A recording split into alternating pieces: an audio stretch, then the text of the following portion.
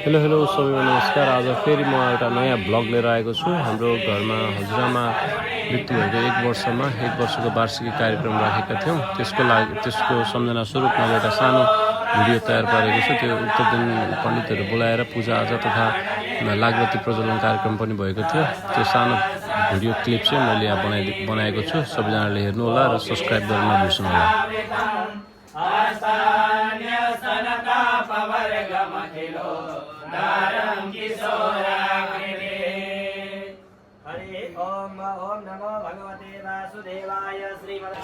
Hello hello, अहिले हामी यहाँ घरमा छौँ। आज हाम्रो हजुरआमाको 1 वर्षको कार्यक्रम रहेको छ।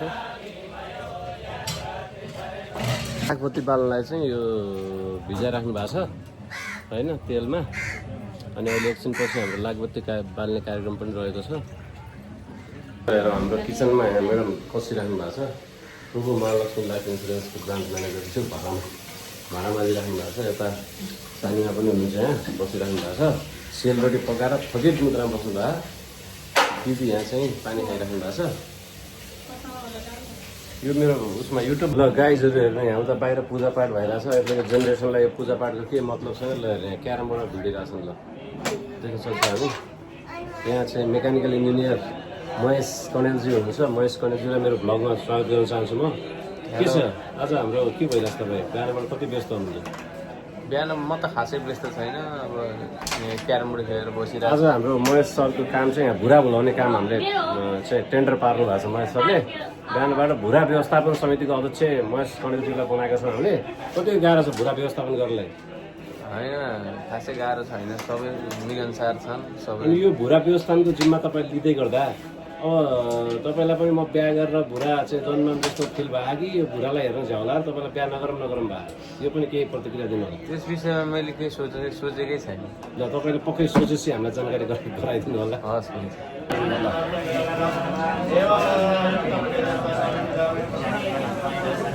ल ठुलमैलो हुन्छ। ठुलमैलोले बिहानबाट भेटिराख्नु भएको ठुलो छ नि है।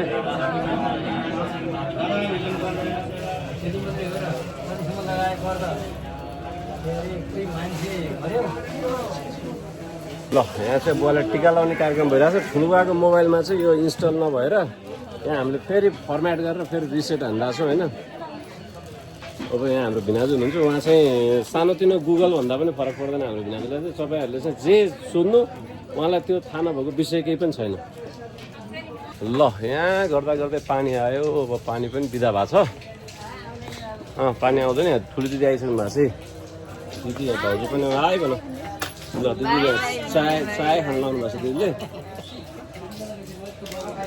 थोरै पानीले डिस्टर्ब गराएको छ। र तपाईँहरू कसैलाई चोखो निष्ठो गरेर पकाउनु पऱ्यो भने उहाँहरूलाई सम्पर्क गर्नु होला। गैँडाकोटबाट हुनुहुन्छ उहाँहरू। एकदमै उहाँहरूले पकाएको हाम्रो गुरुजीहरू पण्डितजीहरू सबैले खानुहुन्छ। ल कसैलाई चाहियो भने मलाई कन्ट्याक्ट गर्नु होला। म कन्ट्याक्ट नम्बर तपाईँहरूलाई दिनेछु। साथीहरू अब के गर्ने यस्तै हो। बेला बेलामा पानी पनि साह्रो सुरो परिरहेको छ। मलाई चाहिँ बेलना चाहिएर म यहाँ किचनमा लिन आएको छु। हाम्रो दिदी पनि सौदाबाट आउनु भएको छ होइन। ल हेर्नुहोस् यहाँ चाहिँ अब म्याडमजी अब कुरा के गर्ने। बेलना एउटा म्याडम बेलना चाहियो। बेलना चाहियो एउटा। बेलना निकालिदिनु।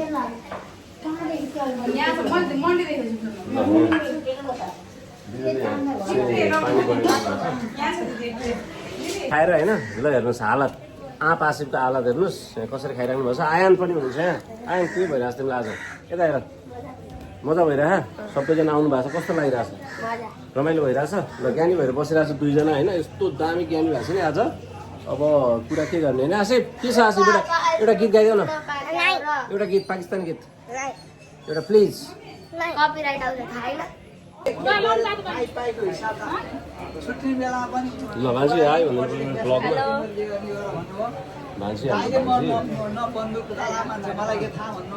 ल भिडियो आउनु भएको छ काउसुबाट। आफैले अंश गरिदिएर गाईलाई भाइलाई सबैलाई रोएर हाम्रो भिनाजु चाहिँ खत्रै हुनुहुन्छ है। नेपालीको गुरु हुनुहुन्छ। उहाँ पनि मिनी गुगल जति हुनुहुन्छ। पुरा विश्व जहाँको बारेमा सोध्यो नेपाली डिक्सनरी सक्दैन उहाँसँग कम्पिटिसन गर्नै सक्दैन साथीहरू। ल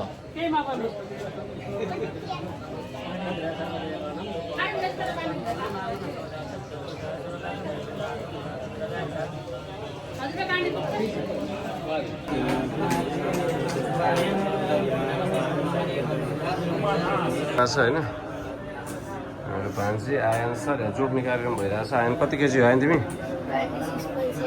26.75 केजी होइन यो ड्रामाहरूले टक्क यहाँ बनाइराख्नु भएको छ यो लाखपति बाल्नको लागि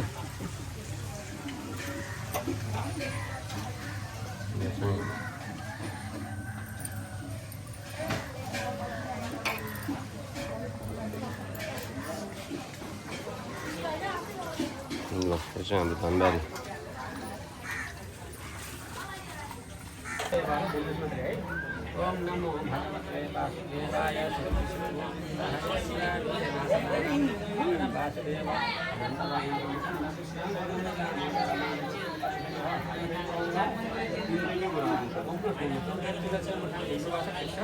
नारायण तिनै हुन् भगवानै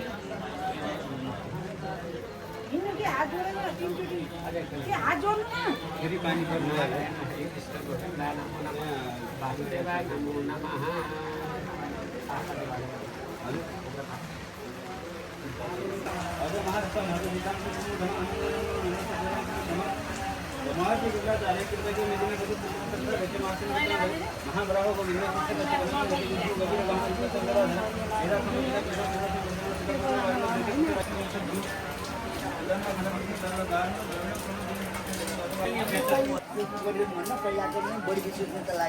हजुर तपाईँ नेपाल विमानबाट एउटा चेक गर्ने यसरी चस्मा यहाँ लाउँछन् उस्तरी हेर्छन् उस्तरी हेर्छन्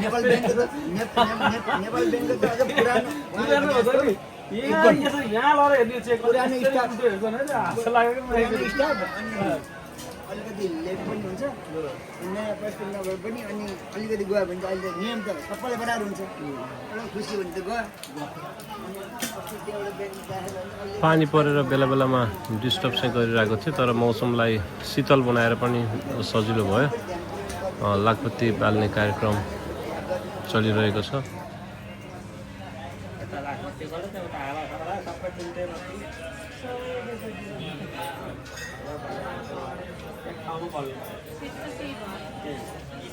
आयन चाहिँ यहाँ रिसाएर होइन भान्जाले आयनलाई फकाइराखन् त्यो मेरो भ्लगमा साथीहरू मोबाइल लिएर आयन रिसाएर भ्लग हेर ओए त माथिन्छस् फेरि रिसाएर भ्लगमा चाहिँ भ्लग बिगार्ला यहाँ यस्तो गरे आयनले साथीहरू यो आयनले ठुलो बसी हेर्छ यहाँ लात्ताले हानेको नि देखा सोफी स्काई राइडरको डाउन हो सोफी होइन सोफीलाई हेरौँ साथीहरू अनि यतापट्टि मेरिसा पनि स्काई राइडर डाउन उता पिके भेमको डाउन भएर मोक्सदा पिके भेमको डाउन सब डाउनहरू माथि